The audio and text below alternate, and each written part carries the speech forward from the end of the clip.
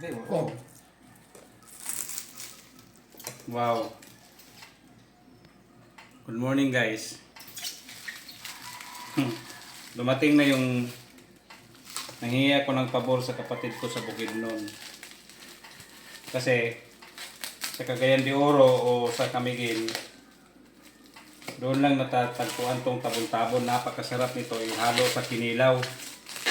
Yung lechon, tapos kinilaw na tuna, hindi kaya tanigi. Partner yun sa New Year. So New Year, bihira lang nangyari yan. Kaya kailangan yung lechon, ang partner mo dyan, inihaw na pork. Ay, inihaw na tuna. Pero ang pinaka-the-best ng pagsahog, ito talaga, tabon-tabon. Excited na ako, nagugutom na ako, magkikilaw ako, joke lang. Sana okay pa siya.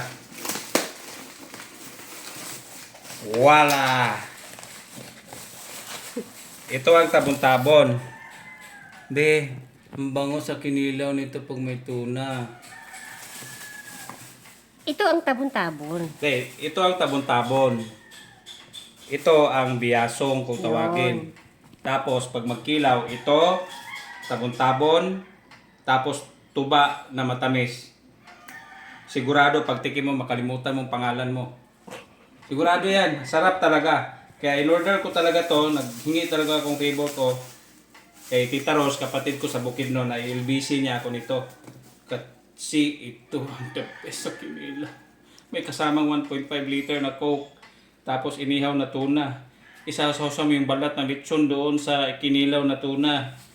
Yun ang pinaka-the best. Pa-deliver na the best to, guys. Maniwala kayo. Tibag ang bahaw nito eh. Diba, be? Priko. Cut.